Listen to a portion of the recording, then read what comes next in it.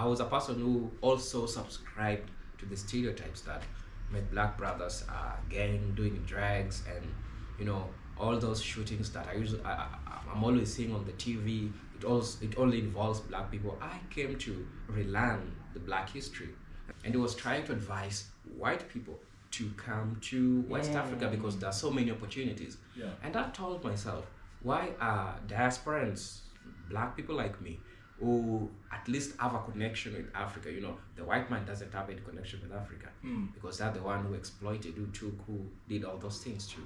You know. What's going on, guys? Y'all already know it's your man Sham. This is shamgoesglobal, and today I have a very special guest in the building. My man Eugene. What's going on, brother? How you feeling today? I'm cool, man. I'm happy to see you.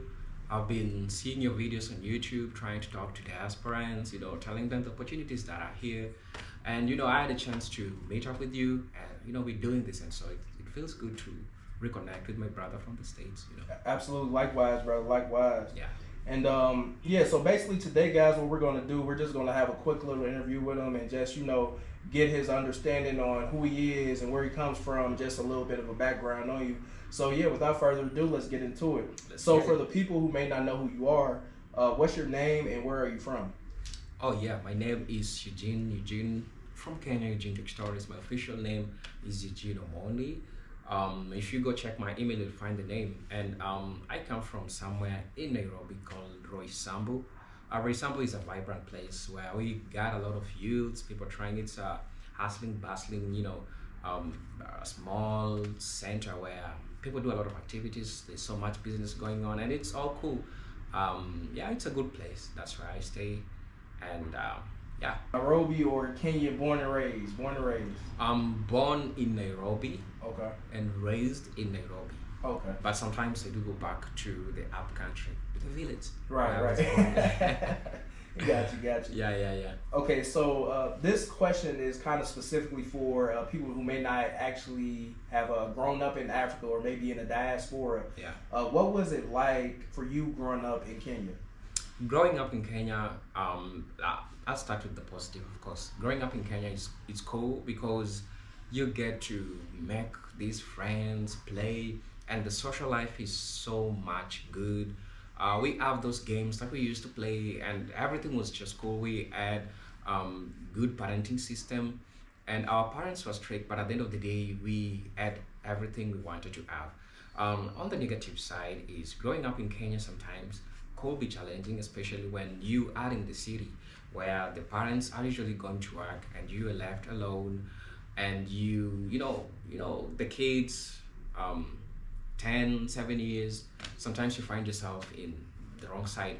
But at the end of the day, I say that growing in Kenya specifically has been safe. I could say has been safe. When I try to compare it with other places, growing up in Kenya as a teenager and still today is still safe. I'll say that. And probably there are those challenges that you encounter depending on where you come from. So for a person like me, it wasn't that much easier, but I thank God for his sufficiency. Right now I'm here with my brother, you know. Yeah. Okay.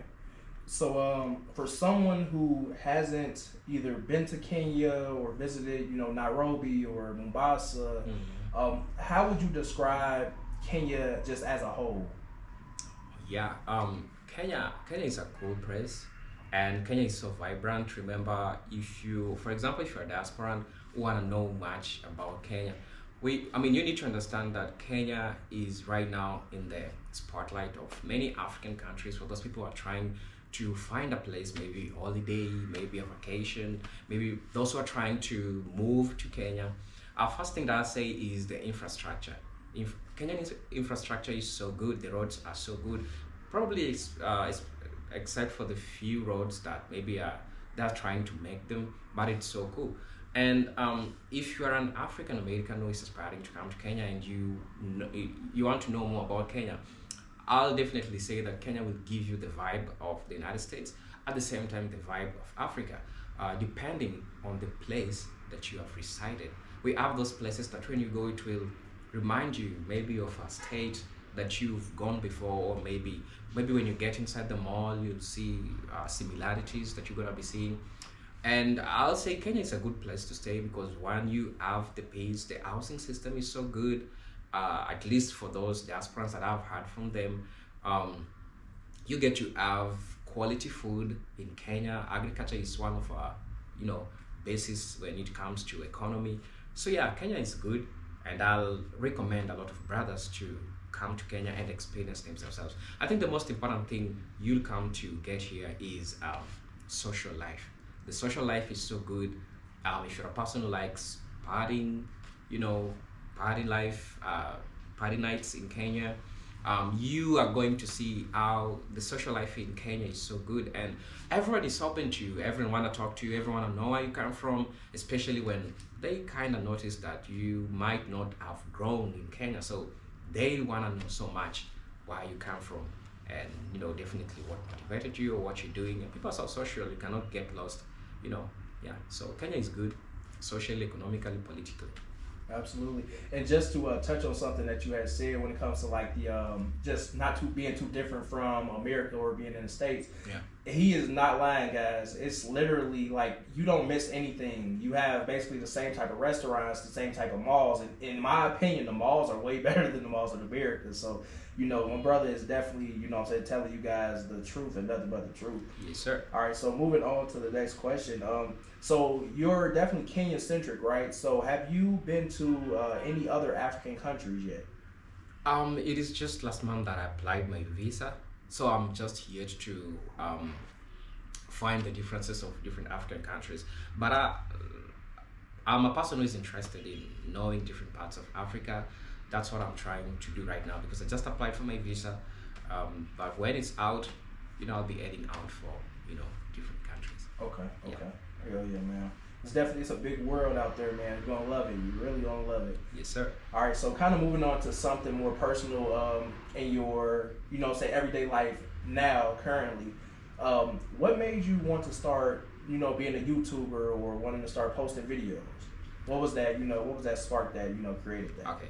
Honestly, there are so many challenges in Kenya to start with. I'll give you 3 reasons as to why something that motivated me to start a YouTube channel. Now, first, there are so many challenges, especially for the youths. People are trying to find jobs, but for some reasons, jobs are not there. So one thing that motivated me to do this is I'm a person who have studied African American literature. I've also studied psychology. I've also studied philosophy and African American studies. So not so much on a broader aspect, but as an undergraduate student. So I say to myself, I'm not getting a job.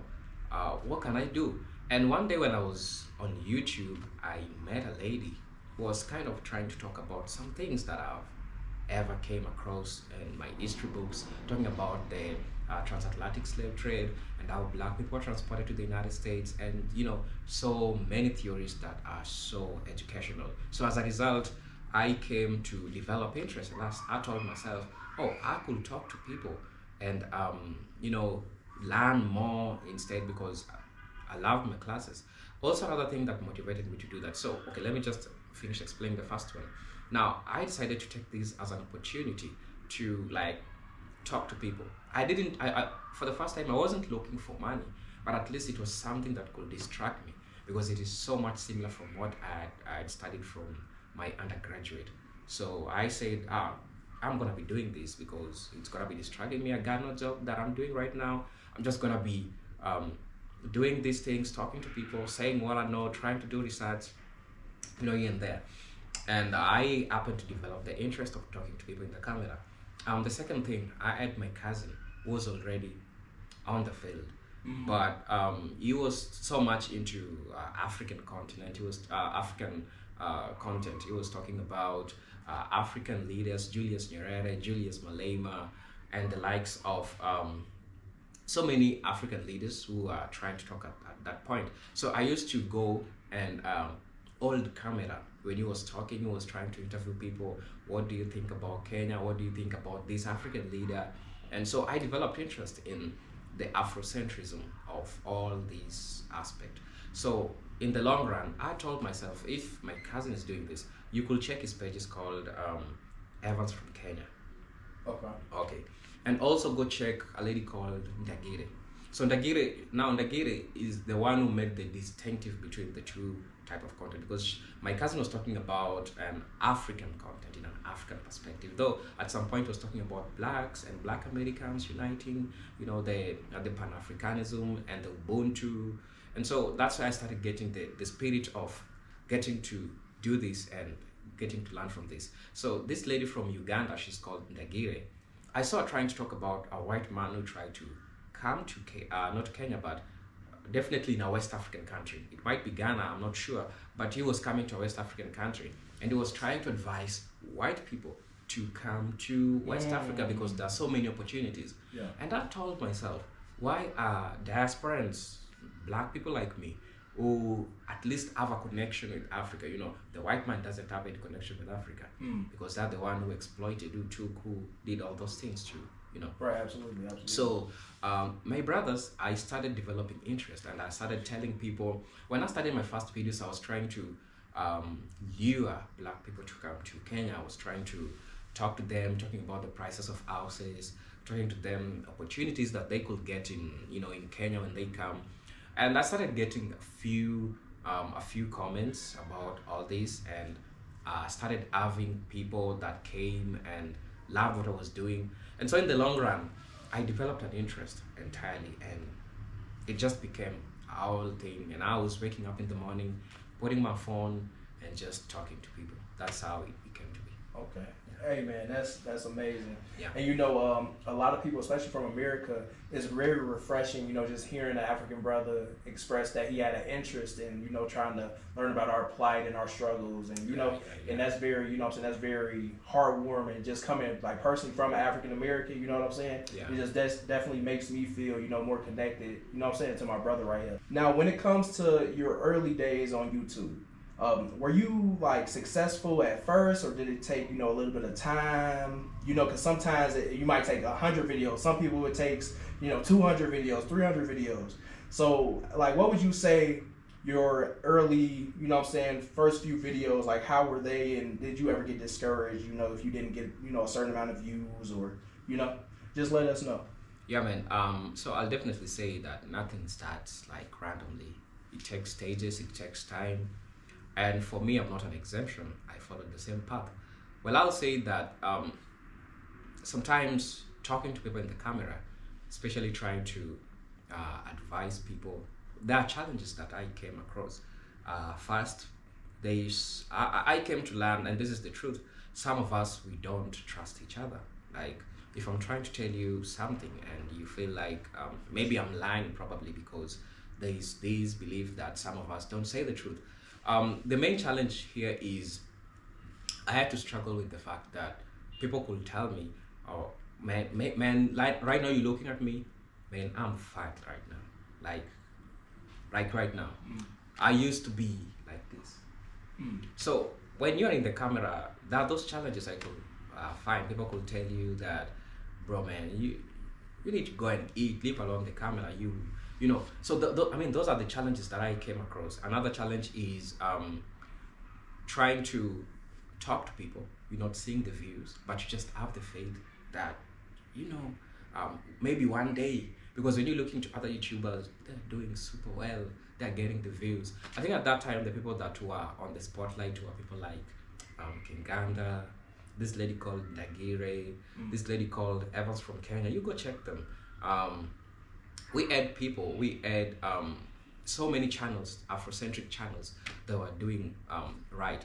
And so it wasn't easy, honestly, I'll say, but my resilience, persistence, prayers, those are what kept me moving, because there are those days that I could pause the video, I could not see any positive feedback from people. It was all negative, people trying to question you, why are you talking about us, why are you doing this? But I think with time, we have people that saw the effort that I was putting, and they started seeing, oh, this young man from Kenya is consistent and is been feeding us with information, and now they start liking you.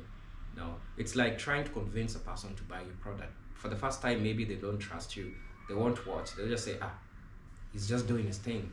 Maybe when they see you again, and YouTube has a tendency, when you click on a video, probably you don't watch it for a long time. YouTube is trying to give the creator doubt of benefit. Maybe the content that you shared this time was not good, but maybe, who knows, the content that you're producing right now is good. So again, you'll try to give the same people that clicked the content but left.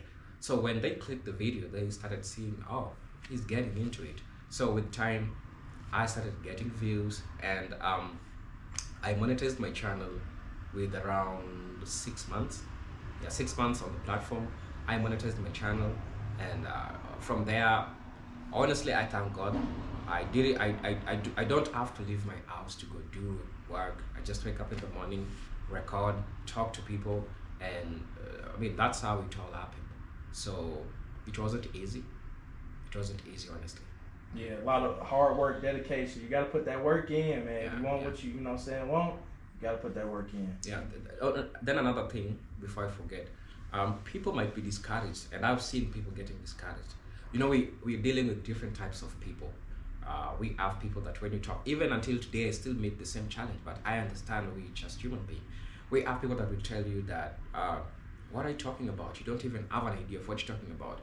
And I think you also, as a creator, maybe you've met people like that, that will tell you that you don't know what you're doing, why are you talking about us, and why are you always bringing all this, And I'll just say that, trust me, anytime you're trying to do something good, not everyone will agree with you. But if you know you're doing something which is right, keep moving, keep going, and everything will just align. Okay, got you. All right, so my next question, right? You have, as of now, about like 650 plus videos, right? Yeah. What would you say is the first video of yours that made an impact? Like where you could see like, okay, this can really be something, like maybe it might have been your first 50,000, 100,000, 200,000, whatever it is. What was that first video? My first video that made an impact didn't have a lot of views, probably. It was around, until right now, it's around something 2.4K views. But it's the video that made the difference in the channel. Why am I saying so? So normally I was posting videos and I could just get like 500 views, 600 views, 700 views, and it's okay. But then this day I tried to do a video. There's this Black American brother in Ghana who was trying to say that 80% of African Americans cannot afford to move to Africa, right? And so people are like, no, you can't say that, we can afford. We have a group of people that were saying that, no, we can afford. So kind of, there were arguments in regards to this. So with that moment, the video kind of got a lot of comments and people were interacting so much. And so with that, YouTube normally have a way to feed on information like the metadata. When they see people engaging so much in a video, they start pushing it. Mm-hmm. And that's how the video was pushed to people. Okay, yeah. So that's amazing. So you're not even saying like, you might have a video that did 1 million views or something. You're not even saying that's the one. You're just saying the one that you finally felt like, what, this one that has people engaged, this one. Yeah. And then you just kind of, follow suit and started creating more videos like that and start building and building. Yeah. Okay, got you. Okay, so as of now, you said you have 100. How many subscribers do you have? 115? Right now it's 150K, almost crossing to 16. Okay. Yes. So, how does it feel to have over 100K subscribers on YouTube? The feeling is good, but again, honestly, it's good on the surface. It's good. Everything is cool. There are those privileges that you have. YouTube gets to push your video. You get to have the credibility, because I understand the human psychology. When a person says 100K subscribers and maybe 10K subscribers, definitely just know the psychology of human being. They definitely want to know, why are people subscribing to this channel more than this, right? Mm-hmm. So there is those great advantages that a person gets to have. Also, another thing is that when you get 100K subs, YouTube celebrates you. There's this plate that you are supposed to be getting. I think I'm supposed to be getting it today, and oh damn, that's lit. That's lit. It's supposed to be landing like today. I'm supposed to be having it today. So those are the privileges that you get. The only challenge that comes with that is that now the credibility, you have to always keep up with the name that you have, with the subs that you have, because you can't just put out the mediocre content with those kind of subscribers. It will let people question you. What are you trying to do? How did you gain all this? So you have to keep up. Right, because now you have a bigger audience, and people just, you got the spotlight on you now, and it's you have a big influence. So it's like whatever you put out, people are gonna dissect it, and every little thing you say. So I get you. Yeah. So you have to always try to keep up with what you're having, and the feeling is good. Honestly, the feeling is really good. Those advantages that you have to get. Also, you get to have an opportunity of getting endorsements. People trying to, tell you, I have certain product. Can we work with you? Give me a promotion. Those are the advantages that comes with getting 100K subs and above. Okay. So this is for people that love to pocket watch and he got 100,000 subscribers, so he has to have $1 million USD or $2 million USD. So if you comfortable with answering this question, I'm gonna ask, how much have you made from YouTube so far? I can't keep track of that, but I have a couple of important things to say. It's different for African creators because we are getting double taxed. Yeah, because there is that US tax that we African creators we pay. So somebody might say that these African creators are, it's true. According to the Kenyan standards or African standards, it could be a lump sum money. But look at it in this perspective. We have a lot of creators in the United States that are not being taxed the same way we're getting taxed. So normally YouTube has a place where they tell you estimated revenue. So the amount that you have is getting taxed almost 40% of the money. So 40% of the money goes to the US. But I'll say so far what I've earned when I'm trying to just give an average is around from $3,000 to, let me say, $10,000 a month, or is that just in general? Averagely in a month. From 3,000 to 10,000. And something that's honestly amazing, and that's after the U.S. takes the taxes and the Kenyan tax or whatever. Yeah. A lot of Americans don't even make $3,000 a month. So just and then on top of that, the cost of living out here, just that's very very amazing, brother. That's what I was saying. In as much as we are getting taxed, the amount that we still remain with, of course, it's still lump sum to sustain us. In Africa, you get to have, and this is the advantage of being a content creator in Africa. You have to do a number of things that you couldn't do when you're in the US because of some differences. And like right now, most of the people in the United States are paying high taxes because of the Trump tariffs that are already there. So you see the advantages of having it here in the motherland. And also I'll advise a lot of diasporans who are thinking of remote work to do. You could relocate from the United States, come to Africa, just wake up in the morning, create content, post. After a while, with consistency, with resilience, you get monetized and your life is just okay. And I don't think you'll be taxed because you are the United States citizen, so you will not get taxed. So you'll have an upper advantage as compared to an African who is also creating content in Africa. Yes. Okay. And that's amazing too, because I'm actually personally, what you just said, I'm on my way to kind of getting to that point, just trying to grow the channel and be able to, just fully monetize it all the way around the board so I can be out here, full time. Because I'm telling y'all, if y'all listen to this voice, Africa, or let me say Nairobi, Mombasa, Kenya, period, is the place to be for any diasporan, man, woman, child, whatever it is.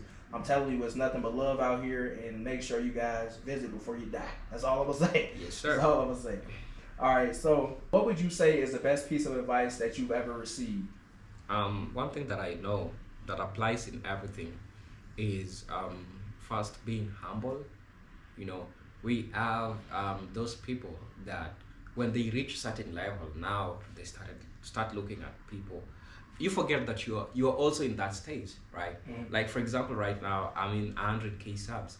I'm still humble to be called and told that I need help with this. Can you help me? How did you do this? We have people that cannot do that, and I think being humble will get you places. Because being humble just makes you to learn more. For example, if I help a brother with something that maybe it's editing or maybe it's something, I gain the experience because I'm doing something that I know. So I have nothing to lose. Instead, I'm adding the knowledge on top of what I already have. Another thing is being humble, mostly I've taken me far, because we have those creators, and definitely this is for people who want to be creators. We have creators that send me emails, they are inquiring ABCD.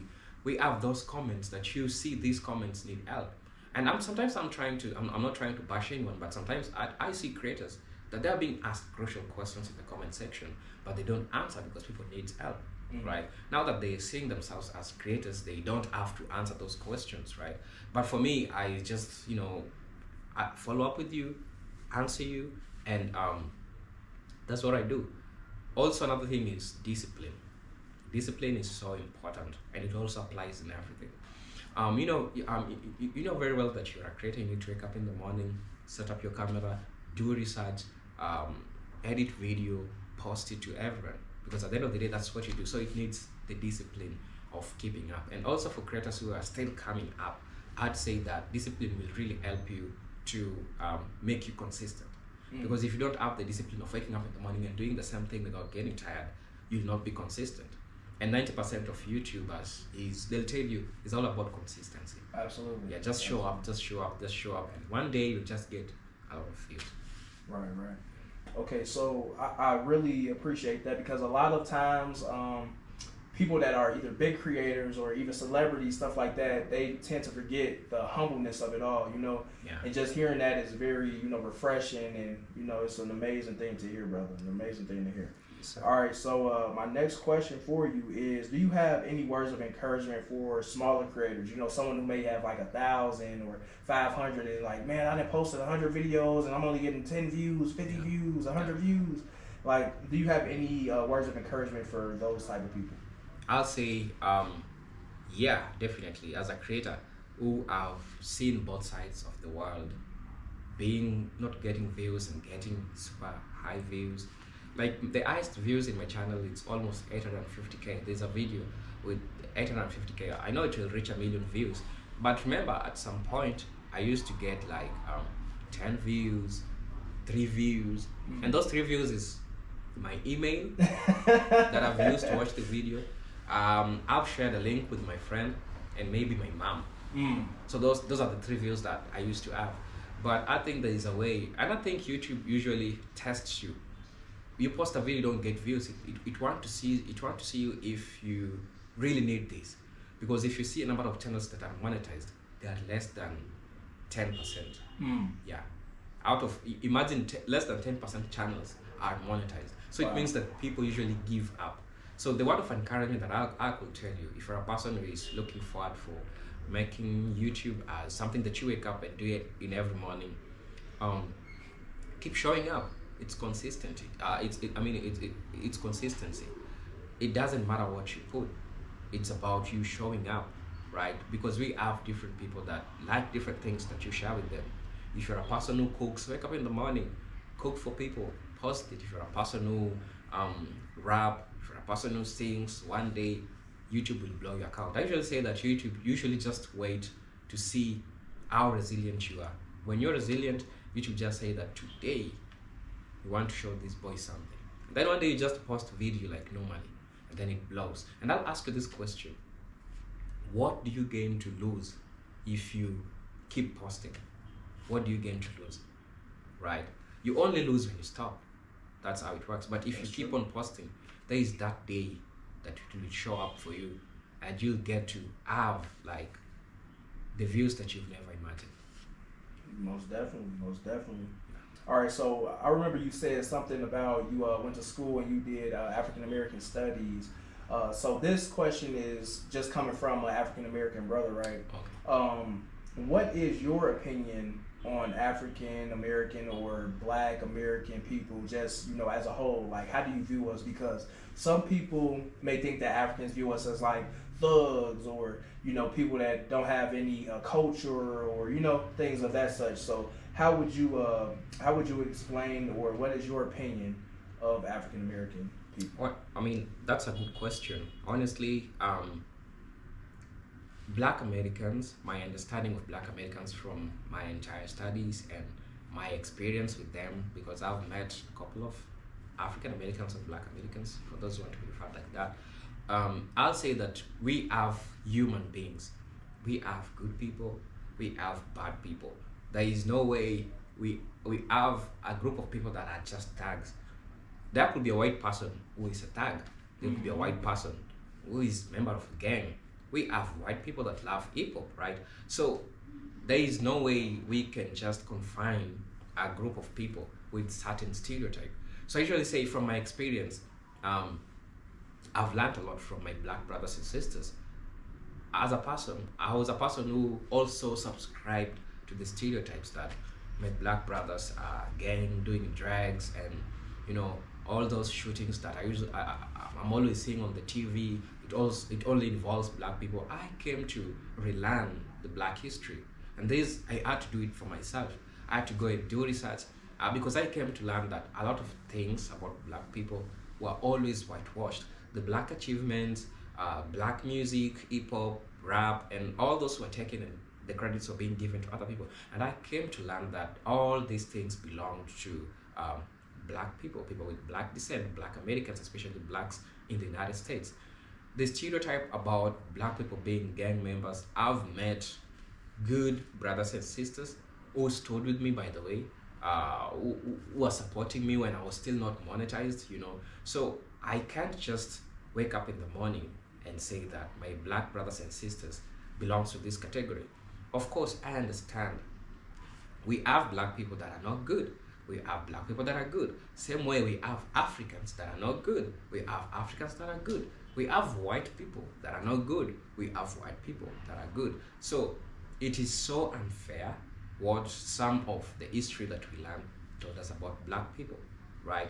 And they try to whitewash everything that belonged to black folks, and they try to make it like it's theirs. And that's something that has been there. And I'm gonna be saying this honestly. Most of Africans, at least for me, I can say, I'm now seeing the light. Most of Africans still don't understand African Americans. And most African Americans also still don't understand Africans. And what I'll say is that you need to take your time, learn history. If you're really interested in, I'll definitely not say your roots because that's its multifaceted, but if you're a person who has done the DNA test and you believe that you have a root in Africa, it might be Ghana, it might be Senegal, it might be Gambia, it might be Tanzania, it might be Kenya, right? It's upon you to take your time, come to Africa, socialize with people, get to understand them in every perspective. Because for me, there's a time I used to stay with an African American, and I stayed with him for almost a month. And so when I'm speaking, I'm talking from experience. They are good people, they are supportive. And I used to call him like, it used to be like my pops, right? Mm-hmm. So they are good people. I can't just conclude that they are not good people. Yeah. Right. So just to kind of add on to that, like what you were saying, how we kind of don't understand each other. I can honestly say, being an African American, what they kind of portrayed in the media about Africans is like, you guys don't have running water, just flies, just living in huts, and all of these stereotypical things and all these things that may not actually be true. And once I first visited the continent of Africa and just coming to Kenya and just seeing how it's skyscrapers, it's roads, paved roads, and people are fresh, and Balenciaga, and you know what I'm saying? Yes, sir. And it's definitely a connection that needs to be bridged. You get what I'm saying? Yeah. And and I really appreciate just having these type of conversations and bring these type of conversations to YouTube or to other channels, and just kind of getting that message out there that it's not always what it seems, especially in the media.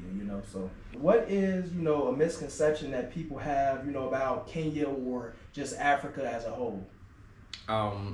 Definitely from my diaspora brothers and sisters, it's safe if I talk about Africa in general. There are a couple of misconceptions definitely that people have about Africa. People say that we don't know how to speak English. Right here I'm conversing with my brother in English, right? We don't have electricity. Right now you're seeing me. we having power right now. And so we have a couple of things that I'll definitely say. That's why I said before that most of us, we don't understand each other because the media has played a significant role in making us look like we don't have a role. Like, take an example. The white man comes finds Africans peacefully, and they say that they have civilized us, and then they call us as savages, right? But you get to realize that we had our own systems of living, we had our own leadership. They come, take our people, rape our women, exploit us, work for them, and then they call us savages, and then they say that they're the ones who have made us be who we are. So it's, I mean, it's something that we need to think about. And so the same way, the mainstream media won't tell you some things about Africa, right? And so it's upon you yourself to go and immerse yourself in doing the research. Look at what are people doing in Africa, maybe a specific country that you want to go. It's definitely and usually important to have a perspective. Like, look, for example, we had this white man who was trying to tell white people to come to Africa.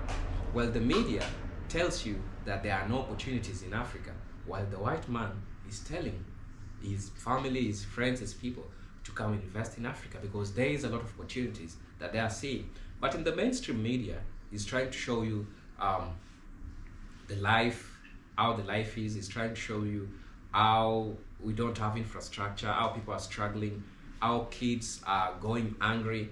Of course, we have those aspects, but it's not entirely that what we are going through. So there's so many stereotypes that the mainstream media is always trying to push, but if you get to know the truth, you'll realize that people who know the truth are moving to Africa, taking opportunities, investing. Yeah, we have a couple of different investments that you can do.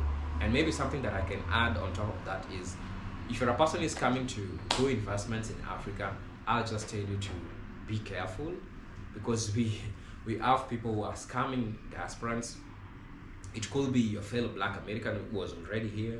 It could be an African who is already here. So we have people that, are turning all this into business. So you gotta have a person that you trust, who can hold your hands. Maybe you've reached, you wanna have some piece of land in Africa, you have some real estate, Yeah, you need to do your research very well and have all these things. But at the end of the day, I'll say there are so much opportunities in Africa as compared to what the mainstream media is showing you. Okay. Yeah. So, let me see.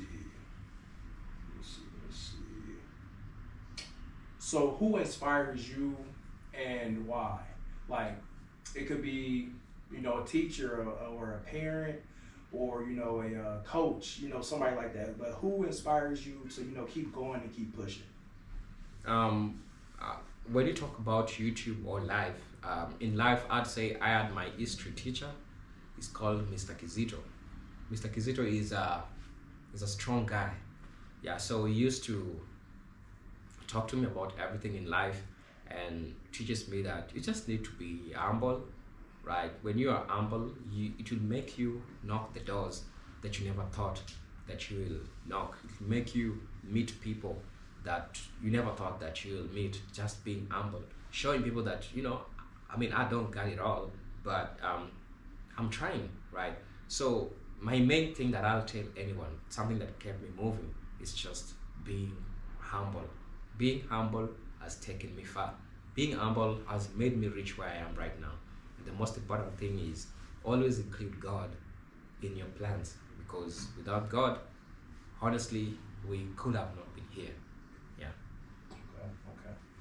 Absolutely, brother. Absolutely. Yes, sir.